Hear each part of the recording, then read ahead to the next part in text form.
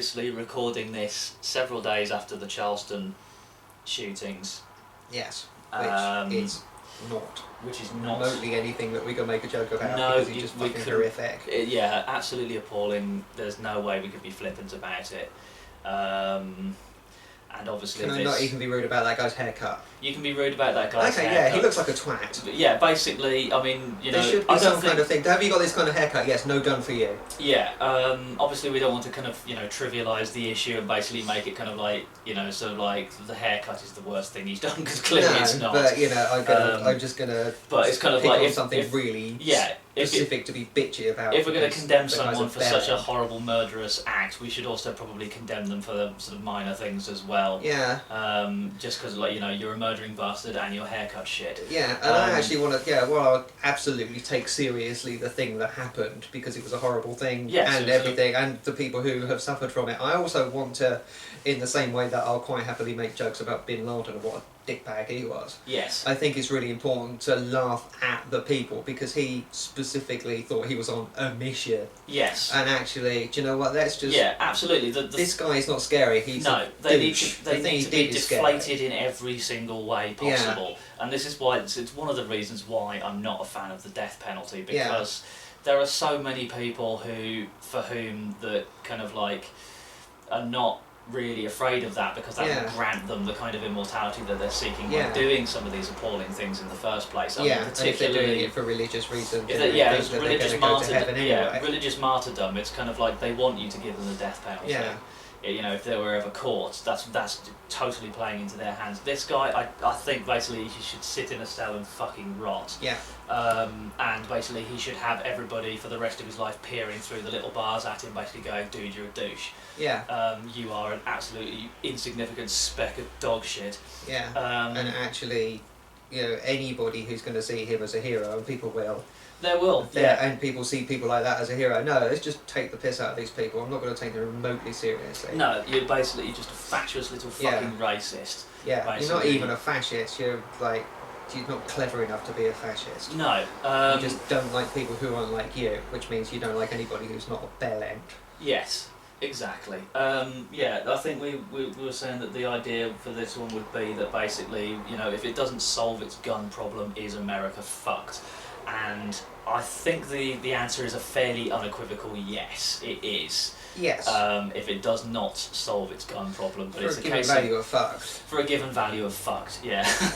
But it's more obviously because obviously the song that it was inspired by in no way seeks to trivialise or make any kind of flippant address of the kind of tragedies that inspire these things. Or these kind of like sort of, you know, the things that we've said about them.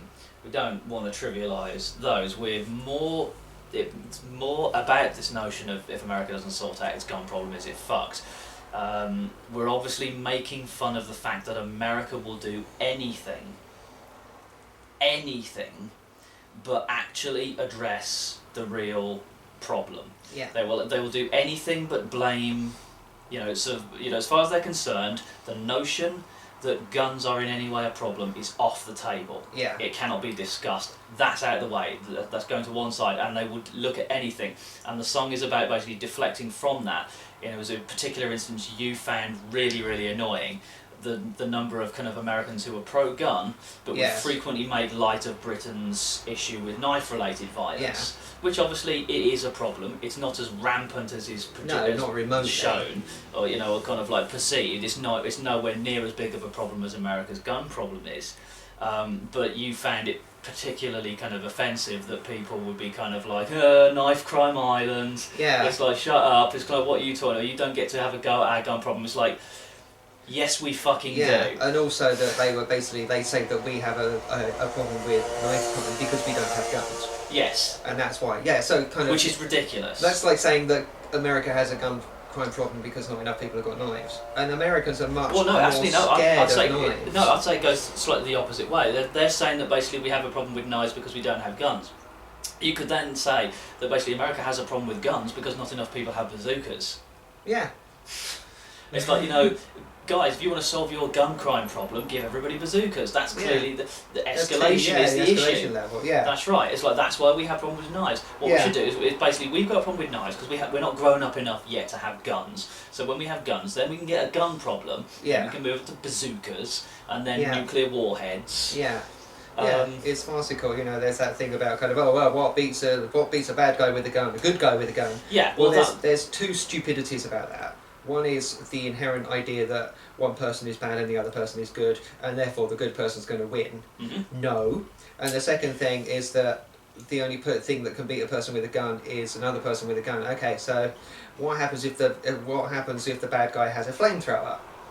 Is the good guy with a gun going to beat them then? Yes. Well, no. You need another guy, a good guy with a flamethrower. Yeah. But the thing is, that's also it's also a ludicrous argument because obviously it presupposes that the good guy with a gun can actually shoot straight. Yeah. I mean, there's sort of the one sometime, was it last year, when basically there was some bad guy shot up a bunch of people in a movie theatre. Yeah. And it's just saying, well, if the other patrons were armed, it's kind of like, because the one thing you actually need in a movie theatre when one guy is shooting randomly is everybody else shooting randomly in the dark. Yeah. Yeah, and actually it's been proven somewhere. Citation needed. Google it. There was an incident where within the last year or so, I can't remember the name, but it was basically one guy who went in and shot up an army base. Yeah. Now, an army base is the very definition of a place where there's a lot of good guys with guns. Yeah. And clearly, that just proved that to be a completely specious argument. Yeah. It's kind of like that. If an entire base full of good guys with guns could not stop a bad guy with a gun from basically killing a whole bunch of people, clearly the argument is bullshit. Yeah.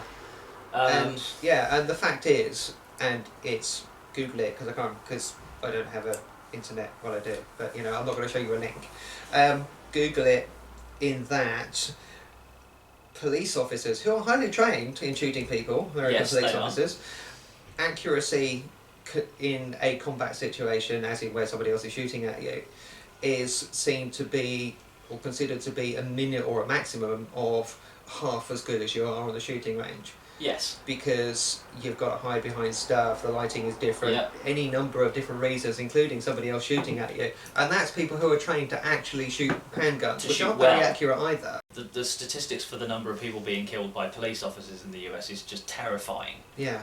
Utterly terrifying. And that's before you even get to the ones who are doing it deliberately. Yeah. And I think it brings us on to this idea, because obviously we've had a lot of incidents over the last 12 months of American police officers, let's just be honest, arbitrarily executing black guys. Yeah. There's no other way of putting it. We can't be polite about it. Basically, you've got a bunch of racist dick cops who are figuring kind of like, I can pick on this guy, I can basically, so like they don't necessarily set out to shoot them. He fights back, he fights back or struggles a bit. It's kind of like... They panic and they're full of adrenaline, the gun comes out, that's it. That's it. There's no thought that's gone into it whatsoever, and it's just insane and it's frightening. And you start to wonder whether the maxim about you need a good guy with a gun is kind of like whether it's even true, because look at exactly how fucking mad the good guys with guns are being. And guns don't make you bulletproof. They allow you to shoot back or possibly shoot the other person before they shot you. Yes. But they also allow you to shoot innocent bystanders, furniture, cars, anything else that's in the general vicinity which you're probably going to hit. Yeah, well, there are so few gun-related incidents in America that do not have the phrase "innocent bystanders" appear somewhere in the reporting. Yeah. Because that's generally who gets into trouble. Yeah. Is innocent bystanders. Yeah, I mean, actually, maybe we should, instead of going, when they go into what we need is guns in schools, and then if the teacher's got a gun, then if somebody comes in, well, maybe we should put all the kids in suits of armour. Yeah. That would actually be more effective. Prevention is better than cure. Yeah, so, we'll get all the kids little Iron Man suits, we'll stick them in that, sorted. Yeah, and the thing is that, it's one thing. I mean, that's why we kind of did the song, because obviously it was sort of like yet another way that America deflects from the issue of guns. It's a case of, you know, I mean, basically pointing at Britain's knife-related problem is a way of them not having to deal with their gun-related problem. Yeah. And I think the one, I mean, we found that kind of like annoying and also stupendously hypocritical. Yeah. But also riddled with, I don't want to say riddled with holes as a theory, because that's slightly dodgy choice of language. But the one thing we put in there is kind of like, well, obviously the only explanation for this is that as far as Americans are concerned, one should not survive crime. Yeah. Basically, if you're going to be a victim of a crime, damn it, you're going to die and you're going to bleed like an American. Yeah. So, you know, fuck knives, which Yeah. you know, so like you're more likely to survive being stabbed a couple of times than being shot a couple of times. Fuck that. No, you should die, basically. Yeah. So have a gun. Yeah. And actually, not, you know, it's we have a knife crime problem by our standards of having a problem. Yes. But compared to America's knife crime problem, compared to the problem of car theft, we don't have that much of a problem with. No, we don't. It does get reported on the news every time somebody gets killed Yeah, with a knife, but the thing and it is- doesn't get reported very often. No, but the thing is, that's I mean, that's about distortion of perception, though, isn't Yeah. it? Because obviously, if you were to take the news as an example, then you would assume that the entire world is just overrun with basically, you know, gun-toting, you know, sort of AIDS-infected, crack-addicted nuts. Yeah. And it And just we know isn't. that's only You know, insert comedy name of Southern American state. Exactly. I mean, the media has a rule, which is, you know, if it bleeds, it leads. Basically, Yeah. you know, a good juicy murder or tragedy goes straight to the #1 news spot. Yeah. It always will, and you can't use that as any gauge of what's really happening. But I'm not sure what the statistics on knife crime are in the UK, but I can say without a shadow of doubt that, because I did look this up recently, that the number of gun-related deaths in the UK is less than 50 a year. Yeah. Now, America has 5 times the people that we do, Yeah. and they have over 35,000 gun deaths a year. Now, one would That's assume a that lot. if there was proportion, you know, if the scale was correct, Yeah. America should only have about 250 gun-related deaths a year. You know, if you're scaling based on population. So clearly, something is very, very wrong. But the thing is, you compare us and our gun-related deaths to other countries, and it tends to be about right in terms of the, you know, based on, you know, sort of population densities and things like that. You know, obviously, we have to kind of, you know, ignore sort of, you know, developing nations that are rife with civil war and things like that. We just can't factor that in. But America clearly is the only country in the world where this fucking happens. Yeah. It is the only country where it happens to this kind of degree. The only developing country Yeah. that has this big of a problem with it. And it, you know, there are many socio-economic reasons as to why people are likely to go mad with guns. Surely the availability of them is probably high on the list. Yeah. Yeah. Making it, I mean, sort of like NRA always basically sort of said, you know, guns don't kill people, people do. It's like, well, the gun helps. Yeah, yeah. The gun really helps. It makes it a lot easier. Yeah, I mean, if you want to basically kill someone from a distance in such a way that you're less likely to get killed yourself in the process, a gun is definitely your number one and be weapon able of to choice. do it quickly and repetitively. Exactly. I mean, you know, nothing. It's, the week, about 18 months ago, was the Sandy Hook school shootings in America. The week that happened, the week there was an axe attack in a school in China. Right. Basically, some nutbag basically went mental on some kids in a class with an axe. Yeah. 20 people were killed in Sandy Hook. Yeah. 20 people were attacked in China. Yeah. All of them survived. Really? They had injuries. Yeah. They had bad injuries Because axe. because axe, Yeah. but not gun. No. They survived. And the thing is, it doesn't matter what, you know, kind of like examples you can come up with. There are just huge segments of America that will not listen because as far as they're concerned, it's their right to own a gun. It's the only thing that's basically keeping evil from their door. Yeah. And it doesn't matter. You can tell people that the last school shooting we had in Britain was in 1996 in Dunblane. Yeah. And the following year, handguns were outlawed completely in the UK. We have not had a school shooting since. Yeah. That's nearly 20 years ago. And since that was also like quite an old person. And it wasn't just the kids turning up, and kids are more aggressive. Yeah. Nearly 20 years since the last school shooting in this country. America barely gets through 20 weeks without a school shooting. It's kind of like, this should tell you that basically it's the shooting part of it that's the fucking problem. And the longer that they go on ignoring it, the worse it's going to get. I mean, you just had somebody who basically sat with a bunch of people in church for an hour, then pulled a gun, accused them all of essentially raping white women and completely destroying the country and shooting them. Yes. Now, it's important obviously that we don't ignore the race aspect of it, because America's greatest problem is not really just the guns, it's the guns in combination with the fact that they've basically got 200 years of unresolved racial tension. They have never really gotten over the Civil War. No. Well, that's why there's still Confederate flags all over the place. That's what, I mean, basically those people were essentially killed in a state which still flies a flag that essentially supports historical slavery. Yeah. And everybody's sort of, oh no, that's not what it means. And it's like, no, it's about heritage, not necessarily. It's kind of like, that still represents. Yeah. That still represents, a confederacy that wanted to keep the ownership of people. Yeah. And fought a war to keep the right to own people. Flying that flag is definitely not cool. It's kind of, no. It's not cool at all. It's kind of provocative. It's kind of... It's basically just sort of saying, kind of like, we remember / honour this time. Yeah. I mean, it would be like modern day Germans flying the swastika. Yeah, and saying, well, it's our heritage. Yeah. It's kind of like, yes, but it's a shit period in your heritage, a shit period in your history, one that you should not necessarily forget, but one that you should do whatever you can to basically not in any way seem to kind of promote or champion or otherwise, positively remember. Flying a flag can be frequently seen as a positive thing. Generally, you're flying a flag, it's like you're flying the flag for Britain, you're flying the flag for this. It's generally seen as a positive thing. When you're flying a flag, it's basically it's representation. And you don't want to represent yourself in those terms. Well, no, and also it's context as well, isn't it? I mean, like, for instance, on the run-up to the election that we've just had in Britain, if you're not in Britain, if you're watching this still, there was, on my road, there is a Chinese acupuncture clinic, and there is a shop, which is closed down now, but it was a Polish shop.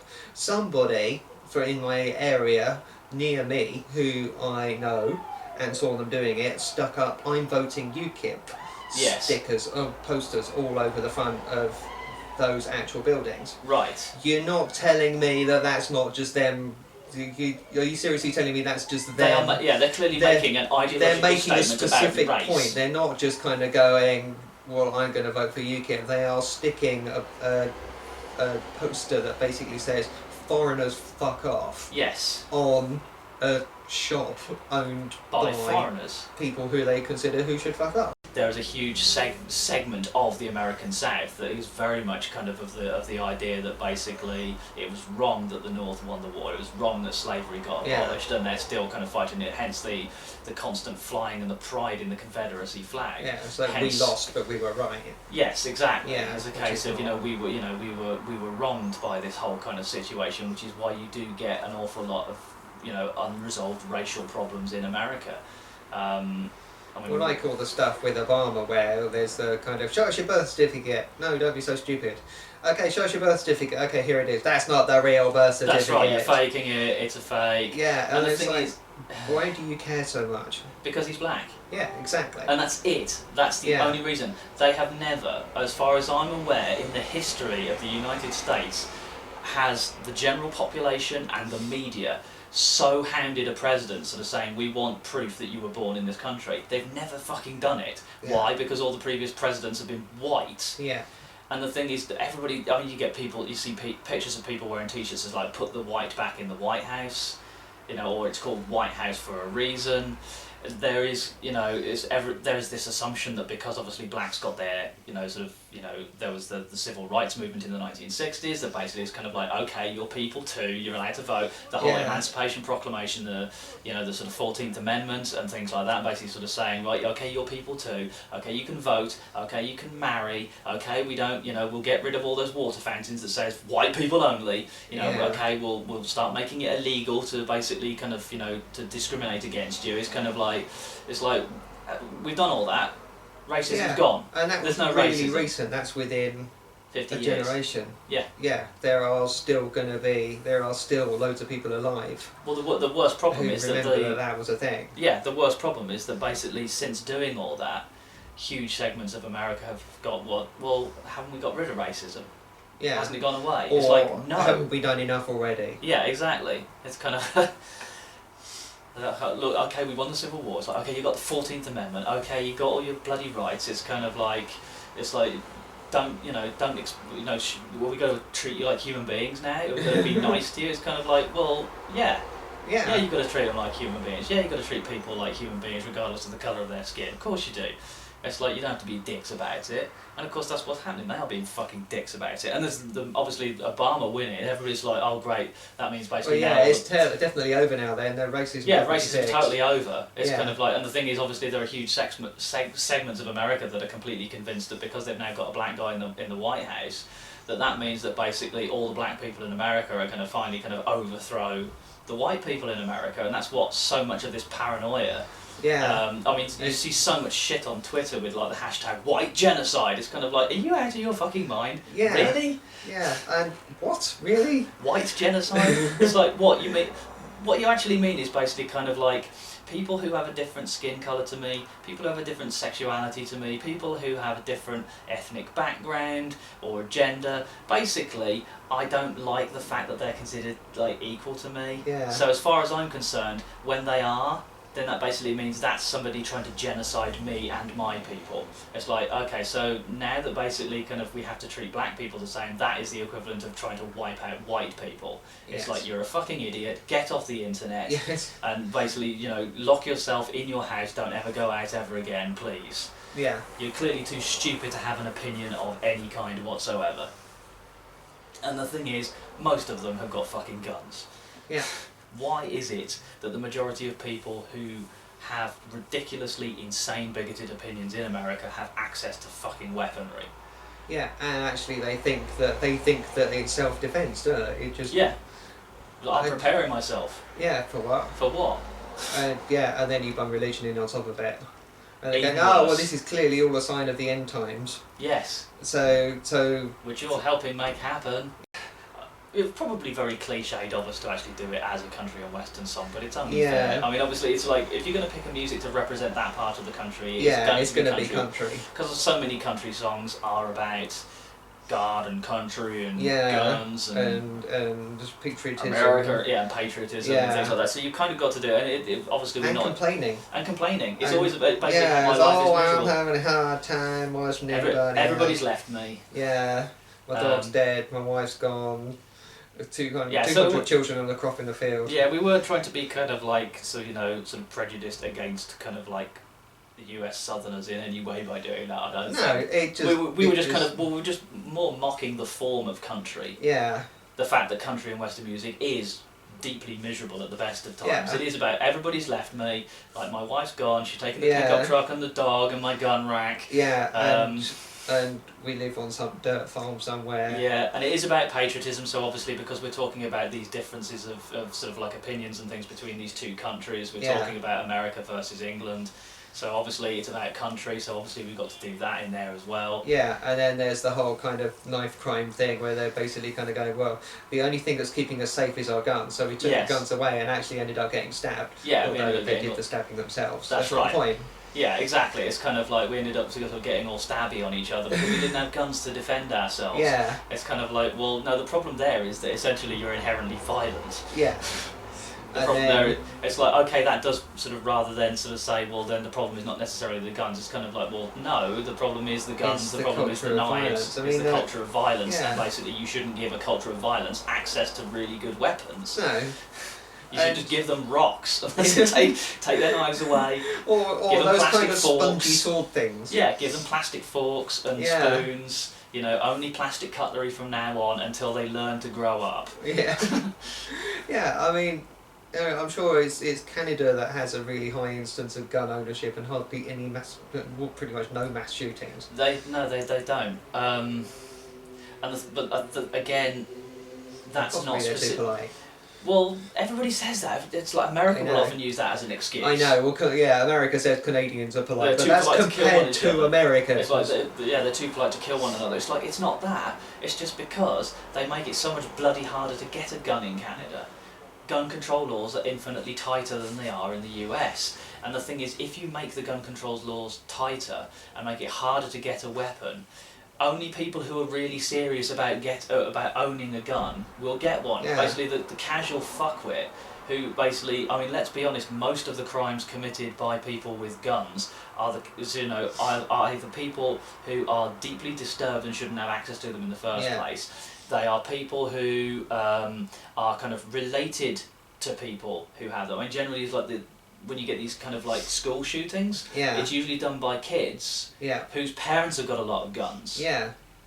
And it's or they got a gun themselves for their birthday. What kind of fucking mental country allows you to have a gun before you're allowed to have a beer? And it's the idea that a gun is the solution to a problem, which America definitely has in its culture. Oh, it's written throughout its DNA because it's in the Second Amendment. This idea that kind of like, so no, you have the right to bear arms. It's kind of like that's possibly one of the worst bits of writing, you know, in terms of the impact that it's had culturally. That's one of the worst things anybody's ever written down. Yeah, and it's a massive punctuation fail as well. Well, it is.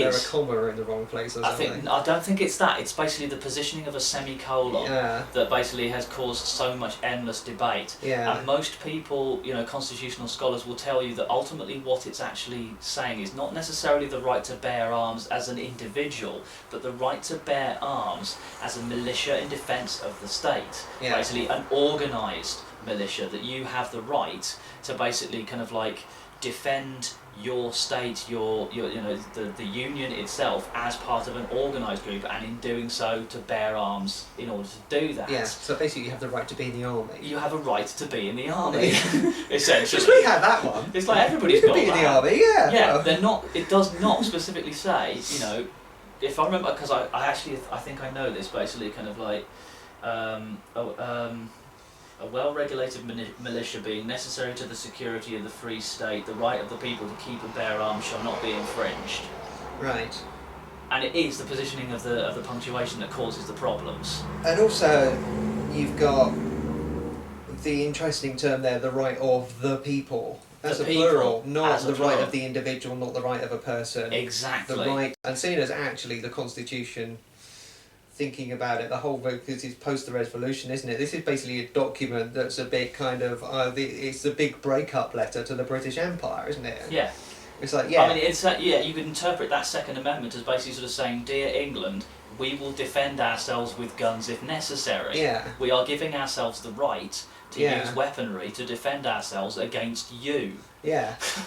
We don't want you. You can put all the guns away now. Seriously, we promise not to invade you. We promise. Very much related. Yeah, need to work that one out. Like, just because you've got a black president, it doesn't mean you've abolished racism. Yes, and it also doesn't mean that you're going to get taken over by the country of Africa. And he's not a fucking Muslim. And even if he was a Muslim, it wouldn't matter because you have freedom of religion. Yes.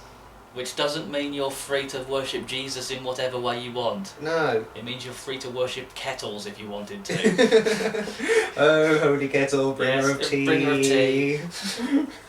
We should do that. We should start kettleism. Kettleism, yeah, that could work. Yeah. The trouble is, it would then split, though, wouldn't it, on basically whether you need to worship the kettle because it brings tea or because it brings coffee. Well, definitely coffee is the... Well, yeah, see, I'm going to be on the other side here. Yeah, tea is infidel. Coffee is the only true beverage. You see what happens when you start worshipping things? Yeah. In conclusion, stop it. Yes, pack it in. Stop it. You're making the best of us embarrassed for you, look. Yes. I mean, we quite like you, really. We do. We like all the things. I mean, I've had to deal with this over the years, obviously, having had been engaged to an American for 6 years, and still being sort of deeply critical of America. Obviously, there's been a number of people over the years just like who sort of said, look, you have a problem with America because obviously, basically, it went tits up with this girl from America. It's like, no, I was just as irreverent. Not representative of she's not representative of the entire 300 million strong nation. Also, kind of like, I was just as irreverent and critical of America before as I have been afterwards. Yeah. I will make it very, very clear to my dying day. I actually really quite like America as a concept and some of the things they've done. Because this is the country that went to the fucking moon. Yes! The moon! The actual moon! Yes, they landed someone on the fucking moon. Now, in my book, that pretty much puts you top of the list into like cool places for things they've done. And as far as human achievements go. Yeah, but that being said, you cannot allow it to blind you to the problems. I've often referred to America as being, and many millions of other people do as well. America is like one of England's children. As is Canada and Australia. Canada is basically the younger, quieter one who always studied hard and went off and made something of themselves, just quietly went off out into the world and did their thing. America was always basically the Kevin teenager. That basically it's going to be so much better when I like live on my house with my rules. I'm going to be so much better than you. Really big cars and space rockets and machine guns. Get loads of money and stuff like that. You see, and they like stomp out, and you basically the next time you see them, they are kind of like they are rich and kind of like a celebrity, but they're a bit of a douchebag about it. Australia was the one who basically kind of like who literally kind of like stormed out. It's like, I've had enough of this place and fucked off, and basically did go and actually kind of sort their life out in some way. They're still a little bit chippy. But on the whole, they went off and actually kind of like they didn't make as big a song and dance about it as America did, and you still love them. You still love them all dearly, and you are proud of their achievements. But that you just think sometimes like, what are you doing? Really kind of like, dude, it's like you're better than this. You can do better than this. Actually, that's probably the crux of it. They are better than this. It is better than this. It's not kind of like it's not an anger at them. It's not an annoyance at them. It's disappointment. It's kind of like, guys, you went to the moon. You can sort your gun problem out. It's kind of like you've got a black president. Use that as a good thing. It's kind of like sort out your that's right. Sort out your base problems. It's kind of like you're filling the air and the water and the planet with shit. It's kind of technologically, you're so well ahead of so many other countries. You went to the fucking moon, all right? Put some of that effort back into it. Put some of that spirit back into it. You can sort these problems out if you stop, like, sticking your heads in the sand and pretending it's not a fucking problem. You can do it. And it is just like, it's like the constantly disappointing kid that basically kind of like, oh, they're doing well, they got a job, and then like 3 months down the line, it's kind of like, oh, they're on smack again. They're back in fucking rehab. And it's like, come on, kind guys. of unresolved aggression issues, and actually the whole thing of kind of, just all pull together and do something. Oh, that's communism. No! So what would win in a fight, a bazooka or a flamethrower? Is a country's complete and utter addiction to massive amounts of gun violence really, really a bad thing or not? Tell us what you think in the comments below. Don't forget to check out Knife Crime Island, the song that inspired this particular discussion. Check out our other stuff over there, related things, whatever YouTube has shoved in. And don't forget to like us on Facebook, subscribe to us on YouTube, and download stuff from our website. Bye!